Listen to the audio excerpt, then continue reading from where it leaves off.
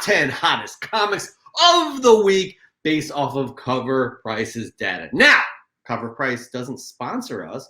We just use Cover Price as kind of a tool, as kind of a stock index to showing what the hottest comics are, because it is based on real sales data. That is right. They release a top 10 hottest comics of the week on a Monday. Our show is live on a Friday. Chris takes the 3 most interesting books off of that list and dissects them and tells you why he thinks they are so interesting. Now, that interesting doesn't always mean good. Am I right, Chris? Not always. But it is interesting, and we like interesting. So we're just going to get right into it, right, Chris? We're just going to get right into these top 10 hottest comics of the week. Again, I'm just a little discombobulated, but here we go. At number 10, Earth 2, number 25, the first cover appearance of Val Zod's Superman. He kind of rips off a shirt in Earth 2, number 24. So that's kind of like the first costume. Anyways, I'm just whatever. But we all know with the Michael B. Jordan rumors and all that stuff, so that's why it's hot. The Kaiju scored number 1. Mark Nelson 1 in 15 variant comes in at number 9. Everybody's going crazy because this is optioned by Sony, but we knew it was optioned before the book was released. So I don't know why everybody's going crazy about it now, other than Key Collector sending out a reminder of that, I guess. At number 8, we have Nice House on the Lake, number 1. James Tynion, the 4th, killing it. At number 7, we have Avengers number 267, the First Council of Kangs. At number 6, we have Avengers number 2, that beautiful looking Kang cover. At number 5, we have Marvel Team Up Annual 1, the first new X team outside of X-Men title, and the first team of new X team in Spider-Man. Woo! At number 4, we have Kaiju scored number 1. That is the cover A, and again, being developed by Sony Pictures, but we knew that before it was released. At number 3, we have Earth 2, number 19, the first appearance of Val Zod. At number 2, we have Basilisk, number 1, Basilisk, number 1, second print. That has a preview of Slaughterhouse. And at number one, guys, I had this in my Fresh from the Comic Shop last week. I can't believe it's number 1. Star Wars High Republic Adventures number 6, the first appearance of Talbota, Leah's Gaiasi, and Afi Hollow. A lot of first appearances in that one, and it took a lot of people by surprise. Chris, this is an interesting list this week, I have to say. Yep. Very interesting list. I like it. I do like it. But I'm going to ask you, Chris, what is your first most interesting pick of the week? What do you got? Well, let's just Kang is still doing things. Kang's still doing the thing. All right. The Kang thing. we got house Nice House on the Lake, really is gonna set the Guinness Book of World Records. It won't go away. It won't go away. It won't go away. So a big shout out. Man, DC really did something there. But those aren't my picks. But I like to kind of talk about those interesting things as well when they show up. But okay, my first pick, number 3, is very interesting. It's the first time something like this has happened. I did a video last week on Journos on my channel discussing 10 undervalued Marvel number 1s. And my number 3 on that list was my number 3 that I'm picking today off of the top 10 list here. And that is Marvel Team Up Annual number 1. So I don't know. Look, all of my videos that I do, folks, I tell you all, don't just watch my videos and listen to me and go buy the books. I tell you, buy what you love. I'm just here to give you my opinion and throw some data and some facts at you. But I'm really thinking that all of you went out and bought this book after I talked about it. So I appreciate you trusting my, opinion on things. But a 387% increase in sales. That's crazy. But look, the thing with this book is it's the first appearance of the new X-Men team outside of the Uncanny X-Men title. And it's also the first team up of Spider-Man and X-Men, and the new X-Men team, that is, as well. So, again, I think this one has definitely been very undervalued. It's still an early appearance of the X-Men team. It did come out about a year after Giant Size X-Men number 1. This is what happened with the sales this week. A high CGC 9.6 sold for $499. Jeez. That's crazy. Yeah, before that, just a couple days before that, this last week, the highest sell was a 9.0 and it sold for $200. The highest raw, which I think literally sold this morning, $160. Woo. It was an eBay sale. They had it listed as a very fine, but you know, don't ever take an eBay seller's grading, you know, without, you know, putting a grain of salt in there. But it was definitely a higher grade. So look, this book is moving. Like I said, you know, I kind of joked about, I talked about this book, and maybe a lot of my viewers went out and bought it, you know. And here's the thing. I want everyone to take heed, because I don't ever want to, I know I have, you know, my viewership continues to grow. And with that, with great power comes great responsibility. And I just want to assure everyone that when I talk about books, I'm always transparent. And I tell you guys, buy what you like, you know, do your due diligence, do your research. Just because I'm talking about something doesn't mean anything. I'm a collector like everyone else, and collectors have preferences. Some things that I collect, some other people don't want to collect. But this is where I will say that I understand, though, at the same time, why this book is getting hot. Because what did I say in that video that I talked about this book in? Undervalued. And when you ask yourself, what does that mean, undervalued? If something has a certain value on the market, isn't that fair market value?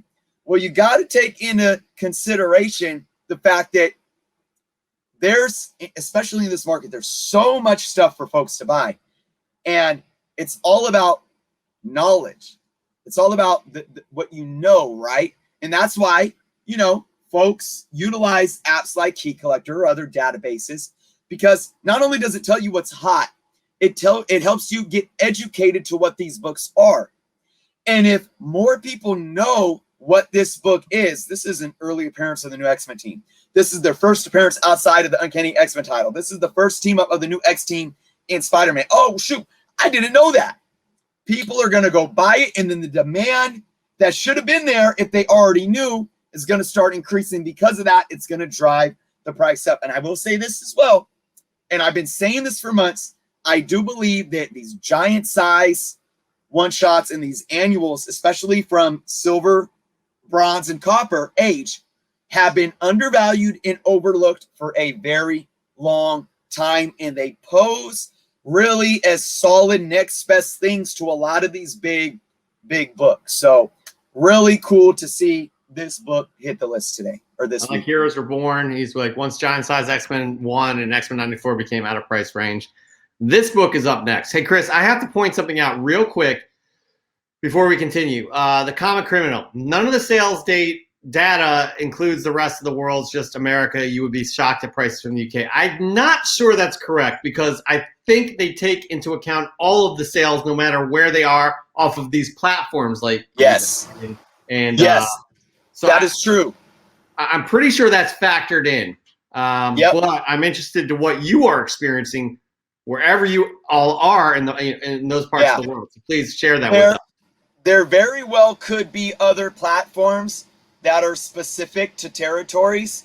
Yeah. But the major platforms are brought in, ran through the algorithms, and that, you know, eBay, Mercari, mycomicshop.com.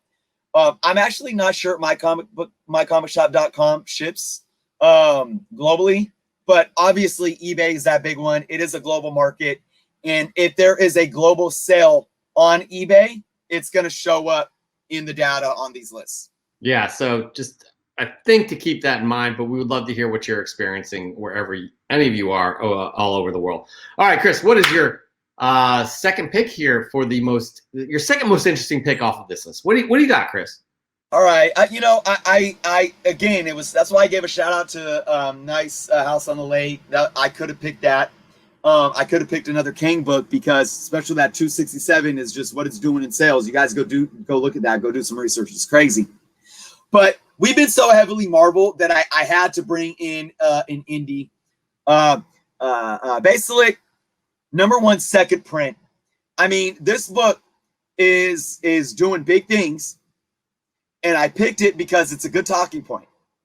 All right, obviously this is Boom Studios. I've been loving a lot of what Boom Studios has been doing. This book has been hot because it's been supposedly under ordered, and it's been 2 weeks in a row that it's been on the top 10, right? So this week it had a 191% increase in sales and a high raw sold for $61. Now, here's what I want, folks. This is why I want to talk about this book and what makes this very interesting. The first printing is still selling for roughly cover price. You could find, you go on even on eBay, you know, you can find it selling for $5-6. This is a situation where you got a second print moving for much more than a first print. And I bring this up because we all know that it's a bit of a controversial topic, because there's some collectors out there that are so adamant saying a second print should never be worth more than the first print, right? And it's like, well, I mean, okay, it's free market. People will buy and demand what they want. And that's what makes this so interesting. Look, you have to understand this. People value things differently. And when I say value, I don't mean monetary value. I mean intrinsic value of the book itself. Why do we value the book? Because it's a good story, because it's a good cover, because it's scarce, because it's a low print run, it's a first appearance, it's a first cover, it's a variant cover of an artist. All these things are why we value a book. Those values that we inherently hold onto the book then dictate what type of monetary value we're willing to put out for said book. And it's just a simple fact of the matter that when people hear under ordered, they think that that's something to value. And of course, that type of value and monetary value correlate and overlap. And it's almost like chicken or the egg. What comes first? I don't know. But it is a mentality between folks in this industry that collect, that think under ordered, scarcity, it's going to be worth more money. I need to get it now before it blows up. My take on this is it's going to die out. This is not a book that's going to hold its value. But look, if it is indeed scarce and it's going to be harder to find than that standard number one down the line, it's absolutely going to hold a premium above that first print still. And that's basic supply and demand. I think I'm pretty sure there is a preview of Slaughterhouse, which is a spinoff of Something is Killing the Children, in this specific issue, not in the first print. It was under ordered and everybody went nuts for it. So I think that could be why. Well, you know, and then take that variable in as well, and we go back to what do folks value about the book. Well, there's a preview. So some people value previews. Yes. That drives the demand up and it drives the monetary value up. But the thing I want folks to focus on is this. All of these reasons why people might value a second print more, it's viable. It's just that nobody can sit here and dictate a second print shouldn't be worth more. Hey, look, there's different variables to this book. There's different factors, whether it's a variant cover, whether it's a preview, whether it's because they think it's scarce on the market, print run, it doesn't matter. People value things differently. If it drives the demand's going to drive the price on the market. For sure. By the way, Heroes Reborn, imagine if they did second, third, and fourth prints. They did do this. They did that. I remember, like, they had the gold versions of some books. Remember that, Chris? You know, they changed the color of either the title or of but they definitely had seconds. I'm not sure if they went down the road with third and fourth, but absolutely had seconds, no doubt about that. And Mark Lineker, thank you for you. He says no one can pronounce that title. I'm definitely guilty. Basilisk. Mark, please let us know if that's correct. If I did it right. Chris, give it a try.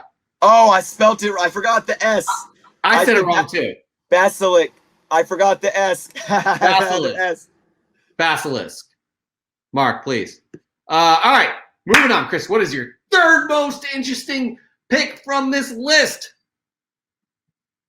Well, my third most interesting list on this pick is one that I picked up. I wish I could show it off. Star Wars. Got to give some Star Wars love. High Republic Adventures. Number 6. I don't know if I can pronounce all these first appearances. Tau Bota, Leos, Gayasi, Affy, Hollow. I don't know. Star Wars. Basilisk. Basilisk. Sorry, Yeah. Basilisk is not from. I'm practicing. Sorry. Okay, I gotcha. Star Wars names are tough sometimes. Yes. This was number 1 on the list. Really cool cover. I like that cover, by the way. Number 1 on the top 10 list and my number 1 pick. Why did I pick this book? Is it because there was a high raw that sold for $25 and I think that they're going to keep selling for that? No. Is it because it had a 278% increase in sales? No. It's just for the simple fact that Star Wars mania is still alive. Mm-hmm. And Star Wars with the High Republic is expanding the mythos so much right now. And this is an IDW Young Reader Adventures book. Now, some people may say, well, Chris, I don't really understand what you mean about why you're picking this, because obviously it's hot because of spec. Obviously it's hot because of first appearances. And if somebody's buying it for $25, what about the little kids that want to go to the shop and, just get a Star Wars book to read off the shelf? My answer is this. Those kids that go to the shop that day of, because they enjoy going to the shop and it might be gone, the young reader market is so strong right now that there's always going to be something else there. There's I'm going to assume that there's probably going to be a second print of this book that will be available for those that just want to read it, right? And if they're that young, the parents could be taking advantage of a pull list for their kid or ordering via previews and getting 35% off, like I always talk about. But here's the thing. Ultimately, these first appearances of these characters are really important right now to Star Wars fandom in general, whether you're buying it to speculate, whether you're buying it to flip, whether you're buying it to read, whether you're buying it because you're a kid or you're a 45-year-old middle-aged man or woman and you just like Star Wars. There is so much potential right now with all of these characters that they're introducing because of Disney and Lucasfilms finally realizing what they have and what they can do with it and getting the right people on board, following the model of Kevin Feige and Marvel Studios. All right. That is the big takeaway here. That high raw selling for $25. By the way, I went to a local shop, Comic Command Center, on Wednesday, and they still had a good handful on the shelf. Wow. So I bought one. So, I mean, look, again, keep in mind, these high sales are online sales. So maybe somebody doesn't have easy access to a local LCS, and, maybe their online options are sold out. They go on eBay, they're willing to pay a little bit of a premium. I do think this price can come back down some, but if we get an announcement of any of these characters on anything in Disney Plus, it's just it's done. I mean, it's done. They've already. I think they've tied in the Acolyte, which is a series that they announced, to the end of the High Republic, so it's part of the High Republic. So, Disney is heavily investing in the High Republic. They are incorporating. They got novels. They have the regular line. They have the what they're calling the children's line, but that storyline is a little bit better than the regular High Republic line. I agree. I read through issue 4, and I agree with you. It's really good. Like, it's not a children's book at all. Yeah. It's good. They're starting to have these little one-off offshoots of the High Republic as well. Can't remember what the title is. I think it's coming out in September. So keep an eye out for High Republic. And Chris, what you said, that people are still in a frenzy for Star Wars, and it's just exciting to see where they can go, because they will make these properties. They will be in other media formats, whether they be video games, films, or Disney Plus shows. Yep. And you got to remember too, everyone is going to looks back at Rian Johnson and the 2017 debacle, and the disappointment of the sequel trilogy, and is this bad thing, the stain, but it's almost like the phoenix rising from the ashes here with what's going on. If we didn't have the controversies, the divided fandom, and I never advocate for a divided fandom, but look, what happened. But because of that, we got the phoenix coming from the ashes now, and with Filoni and Favreau and Disney really saying, okay, getting Lucasfilm lined up to, like I said, follow that Feige Marvel Studios model. And then bringing it back to tie into the comic books. I don't think this would have happened. I don't think this would have been happening if we didn't have the controversies with the sequel trilogy. So it's like, you got to find the silver lining in all this. We are dawning a new age right now with Star Wars. And I think we should be grateful for that. And it's kind of like, sometimes you got to go through the bad to get to the good, and get to that. And that's kind of where we're at, and it's just beginning. I'm not going to say. I think this is very divisive. Anyways, that right there, honestly, how about this? That right there ends the top 10 hottest comics of the week. We will have another list next week, and Chris will pick his 3 most interesting picks from that list as well.